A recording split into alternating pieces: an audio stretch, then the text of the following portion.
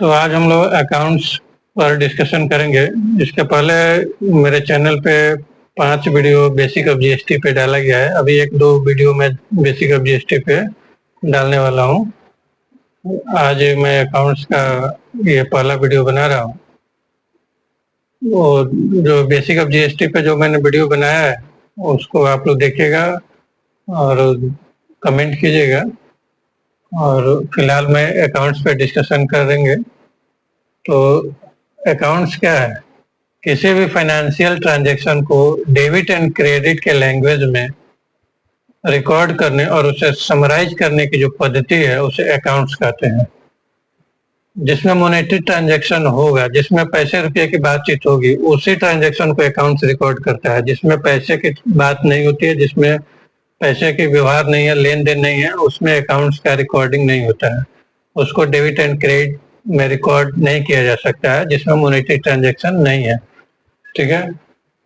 तो और किसी भी बिजनेस के लिए सोर्स ऑफ फंड बहुत ही इम्पोर्टेंट कंसेप्ट है कि सोर्स ऑफ फंड क्या है, कहाँ से आएगा पैसा किसी भी बिजनेस को रन करने के लिए, चलाने के लिए।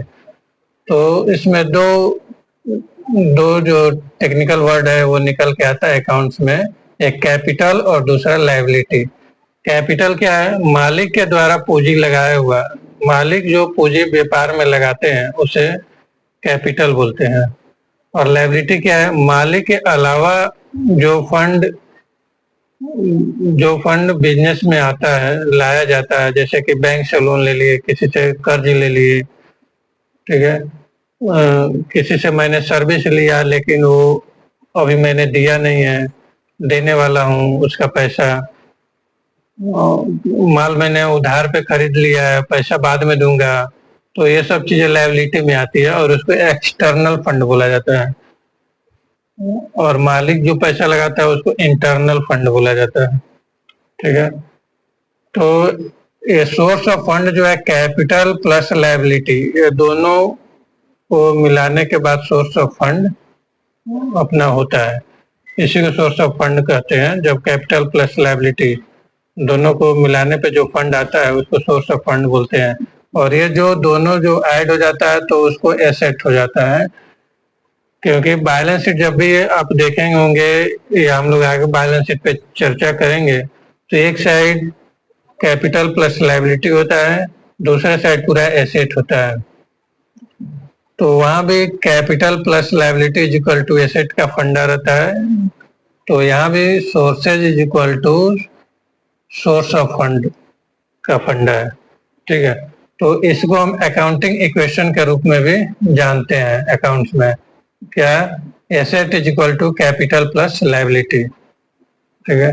अगर जिसको asset is equal to capital plus liability, तो यहाँ पे 1-2-3 टेक्निकल वर्ड आ गए अकाउंट्स में, एसेट, कैपिटल, लायबिलिटी, और ये 2 और एक्स्ट्रा 3-2-5 ये टेक्निकल वर्ड्स है। इसको अच्छी तरह से अकाउंट्स को अगर समझना है तो इस 5 वर्ड को भी अच्छी तरह से समझना होगा। ये 5 वर्ड अगर आप अच्छे से समझ लेते हैं तो अकाउंट्स आपके लिए बहुत हद तक इजी हो जाएगा। किसी भी फाइनेंशियल ट्रांजैक्शन को आप डेबिट और क्रेडिट के लैंग्वेज में आसानी से रिकॉर्ड कर पाएंगे। ठीक है। तो एसेट क्या है? एसेट या तो कैश है या जिसे कैश में बदला जा सके वो सब कुछ एसेट है। एसेट क्या है? एसेट या तो कैश है या जिसे कैश में कन्वर्ट किया जा सके वो सब एसेट है। जैसे अभी ये मार्कर है मेरे पास, तो ये तो कंज्यूमेबल एसेट है, इसको मैं कंज्यूम कर रहा हूँ। लेकिन अगर आज के डेट में इस मार्कर को कोई मुझे 10 रुपया 20 रुपया जो भी है दे दे तो 10-20 रुपया क्या हो गया? मेरे लिए एसेट हो गया, ये कन्वर्ट हो गया कैश में। तो जो चीज कैश में कन्वर्ट हो सकता है वो सब एसेट है। ठीक है। एक्सपेंस क्या है? जब हम किसी से कोई सेवा या जब हम किसी से कोई सर्विस या गुड्स लेते हैं और उसके बदले में जो पेमेंट करते हैं उसको एक्सपेंस बोलते हैं। जब हम किसी से कोई सर्विस या गुड्स लेते हैं और उसके बदले में हम उसको पेमेंट करते हैं उसे एक्सपेंस कहते हैं। इनकम क्या है? जब हम किसी को कोई सेवा या गुड्स देते हैं और उसके बदले में जो हमें पैसा मिलता है उसे इनकम कहते हैं। इनकम क्या है? जब हम किसी को कोई सर्विस जब हम किसी को कोई सर्विस या गुड्स देते हैं और उसके बदले में जो हमें पैसा आता है उसे इनकम कहते हैं। लायबिलिटी क्या है? लायबिलिटी ये सोर्स ऑफ एसेट और एक्सपेंस है। लायबिलिटी क्या है?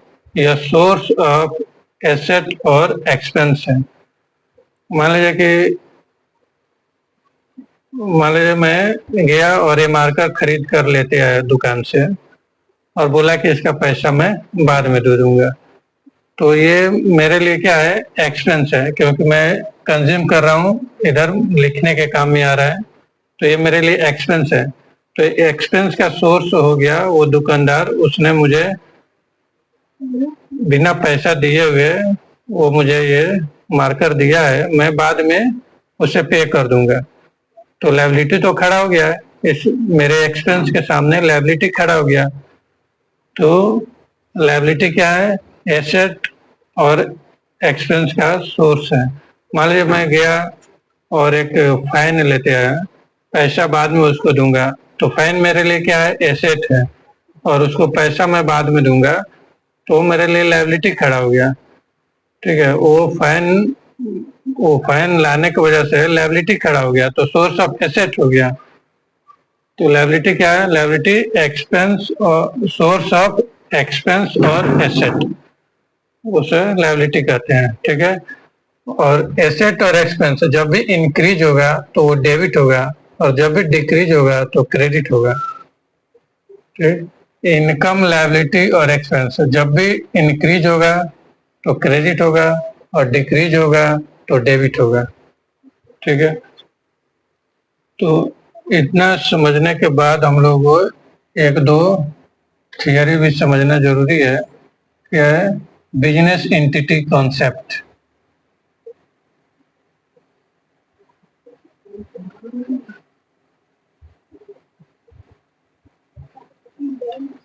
बिजनेस एंटिटी कॉन्सेप्ट क्या है?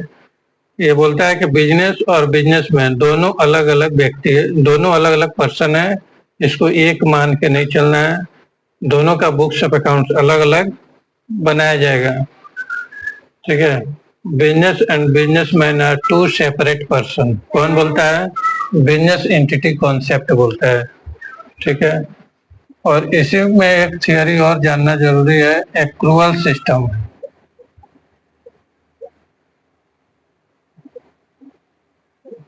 एक्रूअल सिस्टम क्या है? एक्रूअल सिस्टम और एक और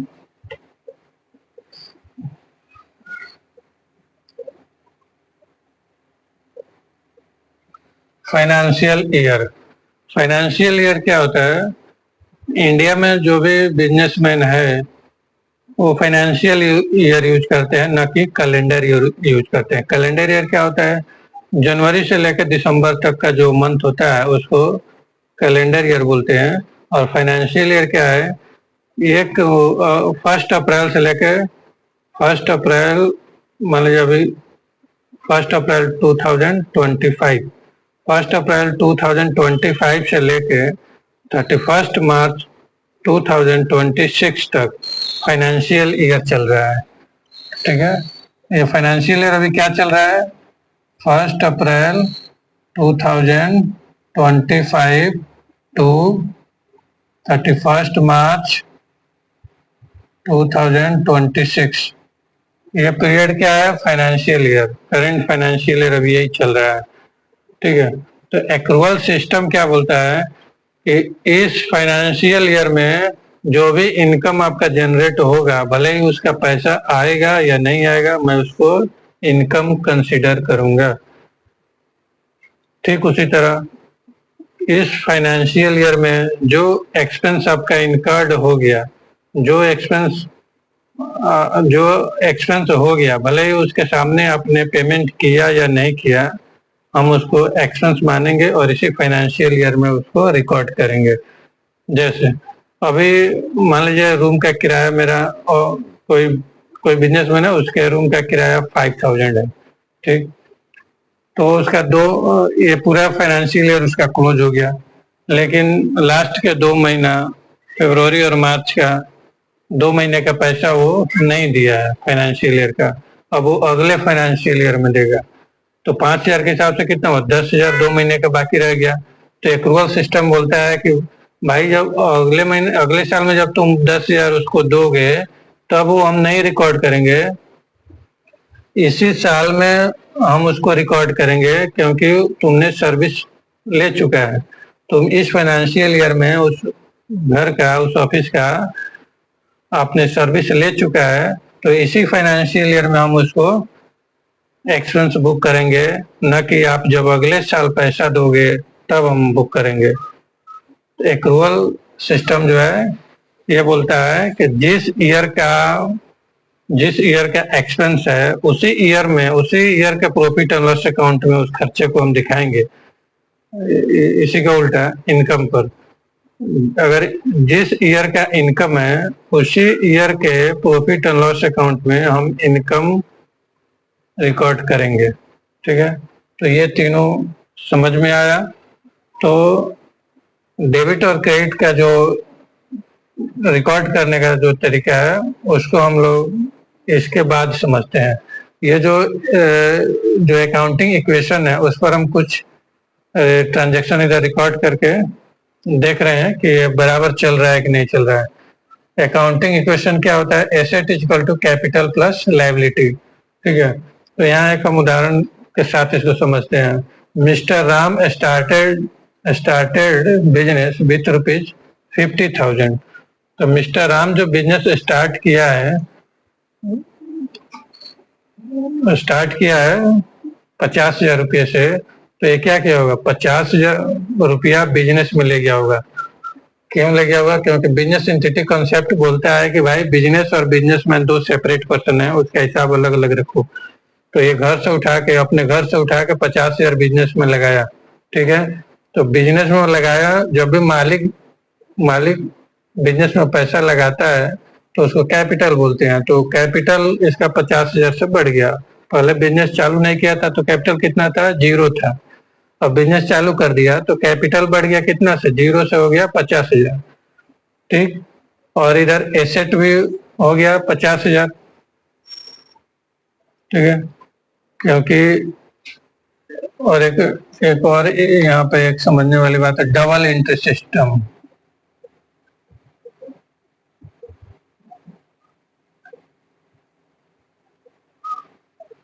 डबल एंट्री सिस्टम अकाउंट जो है डबल एंट्री सिस्टम पे काम करता है। मतलब एक पैसा देने वाला रहे, मतलब कोई भी ट्रांजैक्शन होगा तो उसमें 2 लोग रहेंगे, एक पैसा देने वाले, एक पैसा लेने वाले, ठीक है।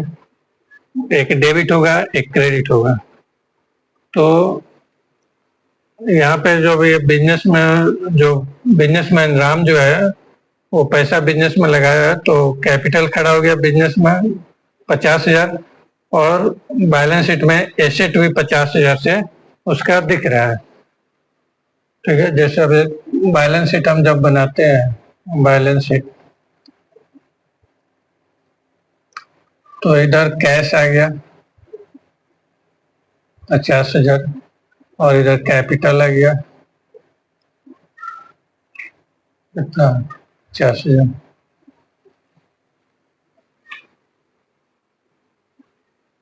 इधर बिजनेस और बिजनेसमैन, हम लोग बिजनेस एंटिटी कॉन्सेप्ट को समझ लिए कि बिजनेस और businessman are 2 separate person.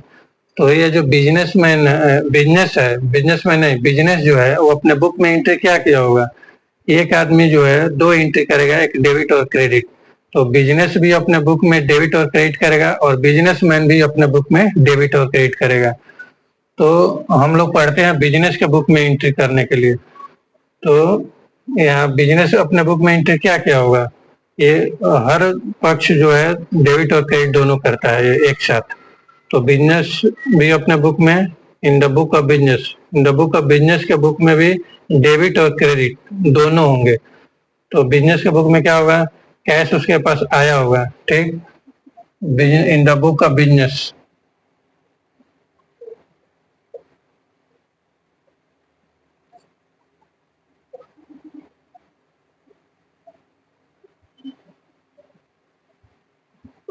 In the book of business, तो बिजनेस बुक में एंट्री क्या हुआ होगा?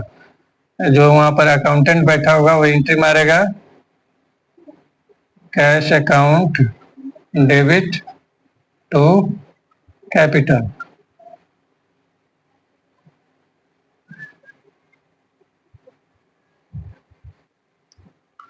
In the book of business. और in the book of businessman, businessman के बुक में एंट्री क्या होगा?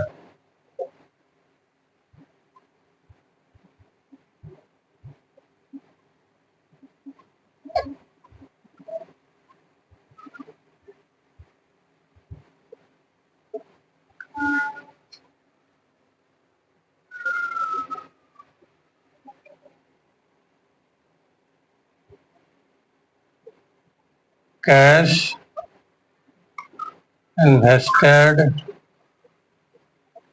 इन्वेस्टेड इन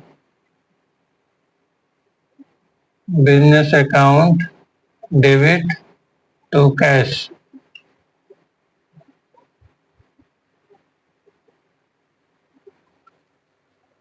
बिजनेस के बुक में एंट्री होगा cash account debit to capital. क्यों? क्योंकि बिजनेस नया नया चालू हो रहा है, अभी उसके पास कैश आया, बिजनेस के पास ये स्टार्ट किया 50,000 से बिजनेस, तो बिजनेस के पास कैश आया। बिजनेस में क्या है, एक पर्सन है, तो उसके पास 50,000 कैश आया, पहले कैश जीरो था। तो एसेट, कैश क्या है, एसेट है, एसेट बढ़ेगा तो क्या होगा, डेबिट, तो इसलिए कैश अकाउंट डेबिट किया गया है। ठीक, और बिजनेस के पास एक मालिक जो पैसा लगाता है उसको कैपिटल बोलते हैं। तो कैपिटल क्या है, कैपिटल जब बढ़ता है तो क्या होता है, क्रेडिट, इसलिए उसको क्रेडिट किया गया है, 50,000 से क्रेडिट किया गया है। तो cash account debit to capital, ये किसके बुक में होगा, in the book of business. और in the book of businessman, businessman के बुक में एंट्री क्या होगा? बिजनेसमैन बिजनेस में ये सोच के पैसा लगा रहे हैं कि हम इन्वेस्ट कर रहे हैं, तो ये इन्वेस्टमेंट क्या है, एसेट है, किसके लिए, बिजनेसमैन के लिए।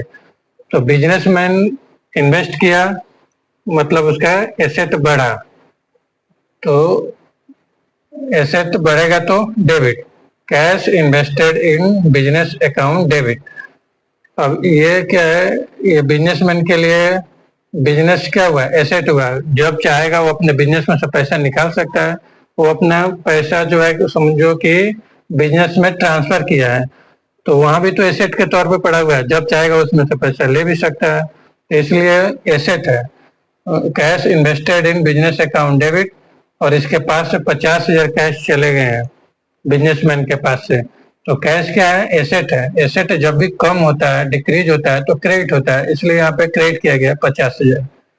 तो ये जब भी शुरू में एंट्री कोई भी करे तो दोनों पक्ष, दोनों के बुक्स ऑफ अकाउंट्स में एंट्री करना चाहिए, उससे कंसेप्ट क्लियर होगा कि एंट्री करना कैसे है। जैसे कि यहाँ पे कोई आदमी बिजनेस स्टार्ट कर रहा है, तो स्टार्ट करने वाले का बुक में एंट्री क्या होगा और बिजनेस के बुक में एंट्री क्या होगा, दोनों करने से एंट्री में क्लियरिटी आएगी और कंसेप्ट क्लियर होगा। तो इसी को हम इक्वेशन के हिसाब से एक बार देखते हैं। Mister Ram started business with rupees 50,000, तो जब बिजनेस मिस्टर राम स्टार्ट करेगा तो बिजनेस के में क्या क्या फर्क पड़ेंगे, बिजनेस में कैपिटल चला गया 50,000, यहाँ पे कैपिटल आ गया 50,000 बिजनेस के पास, और एसेट 50,000 आ गया कैश के रूप में।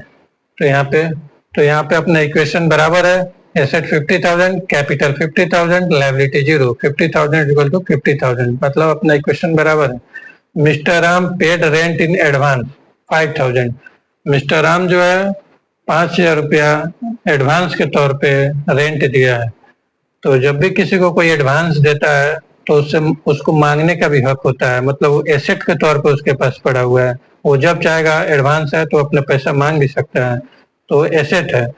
तो एसेट 5,000 से बढ़ गया बिजनेस, मिस्टर राम ने, ये बिजनेस ने 5,000 रुपया एडवांस के तौर पे दिया है, तो 5,000 से इसका एसेट बढ़ा हुआ है, जब चाहेगा वो मांग सकता है 5,000, इसलिए एसेट है।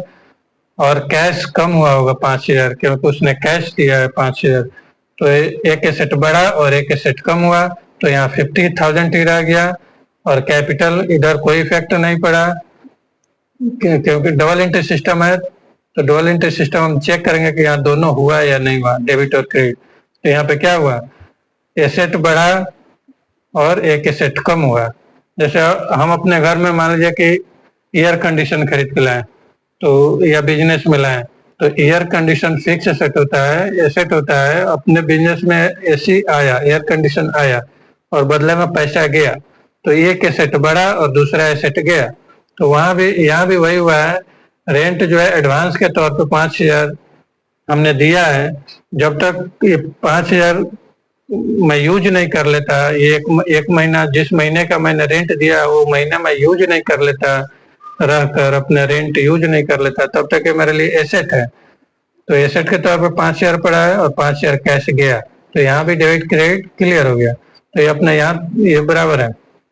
अब mister Ram purchase goods worth ₹30,000। Mister Ram जो है गुड्स परचेज कर रहा है 30,000 का ऑन क्रेडिट, उधार पे। तो यहाँ बिजनेस में क्या क्या फर्क पड़ेंगे, 30,000 का गुड्स कर रहा है, तो गुड्स जो है एसेट है, ठीक है। गुड्स जो है एसेट के तौर पे है, तो 50,000 का जो गुड्स है, हम लोग एसेट का डिफिनेशन क्या पढ़े, एसेट या तो कैश है या जिसे कैश में कन्वर्ट किया जा सके, वो सब चीजें एसेट है। तो ये गुड्स जो है इसको भी हम लोग कैश में कन्वर्ट कर सकते हैं, इसलिए एसेट है। तो इसमें मैंने 30,000 ऐड किया है एसेट साइड में। और लायबिलिटी, क्रेडिट पे परचेज हुआ है गुड्स 30,000 का, तो यहाँ लायबिलिटी बढ़ गया 30,000 से। हम लोगों ने लायबिलिटी का डिफिनेशन क्या पढ़ा था, यह सोर्स ऑफ एसेट और एक्सपेंस है। तो जो एसेट 30,000 का आया, ये उधार पे आया है, क्रेडिट पे आया है, ठीक है। तो ये लायबिलिटी हो गया, क्योंकि ये सोर्स ऑफ एसेट है, ये एसेट जो 30,000 आया है उधार पे आया है। तो लायबिलिटी का भी तो डिफिनेशन यही था ना, कि हम उधार से किसी भी चीज पर कोई भी एक्सपेंस करते हैं और पैसा नहीं देते हैं, या कोई भी एसेट लाते हैं और पैसा नहीं देते हैं, तो हमारा लायबिलिटी खड़ा हो जाता है, लायबिलिटी इंक्रीज हो जाता है। तो लायबिलिटी यहाँ मैंने ऐड किया 30,000 का, तो ये दोनों 80,000 हो गए। ये कैपिटल पे कोई फर्क नहीं पड़ा, और इधर लायबिलिटी 30,000, तो 80,000 इक्वल टू 80,000 बराबर है। एक और देखते हैं example, mister Ram sold goods ₹40,000, और जिसका कॉस्ट प्राइस कितना है 30,000। 30,000 का माल राम ने 40,000 में बेचा है। तो 30,000 का माल 40,000 में बेचा है, तो जब हम गुड्स लाए थे तो एसेट में ऐड किए थे, तो 30,000 जो कॉस्ट प्राइस है वो कम हो गया, एसेट माइनस हो गया 30,000 से, तो मैंने माइनस किया, ठीक। और 40,000 में बेचा है on credit, on credit, credit पर बेचा है 40,000 का, ठीक है। तो 40,000 का माल हमने क्रेडिट पे दिया है, किसी को उधार पे दिया है, बाद में वो पैसा लाकर मुझे देगा। तो जब तक वो पैसा दे नहीं देता तब तक वो मेरे बुक में क्या है, उस अगर टेक्निकल भाषा हम देखा जाए तो उसको डेटर बोलते हैं, सन्ड्री डेटर। तो सन्ड्री डेटर भी एसेट होता है, वो एसेट साइड में रहता है, इधर रहता है सन्ड्री डेटर एसेट साइड में। मतलब जब तक वो पैसा नहीं देता हम उससे कभी भी पैसा मांग सकते हैं, क्योंकि उसने मेरा माल ले गया 30,000 का, 40,000 का माल ले गया, मैंने उसे 40,000 में अपना माल बेचा है। तो जब तक वो पैसा नहीं दे देता तब तक हम उसे कभी भी जाकर अपने 40,000 पैसा मांग सकते हैं, इसलिए वो एसेट है, ठीक है।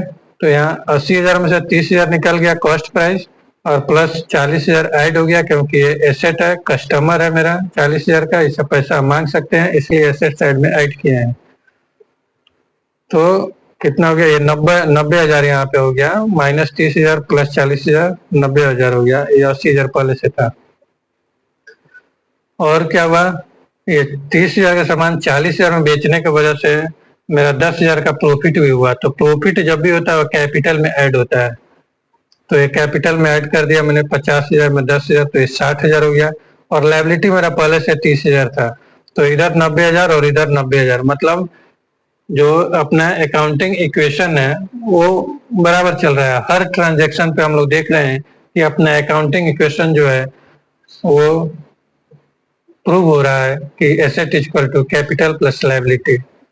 ठीक है, तो आज के वीडियो में हम इतना ही रखते हैं। इसमें कुछ कंफ्यूजन हो तो आप लोग कमेंट कीजिए, मैं उसको क्लियर करूंगा। बाय।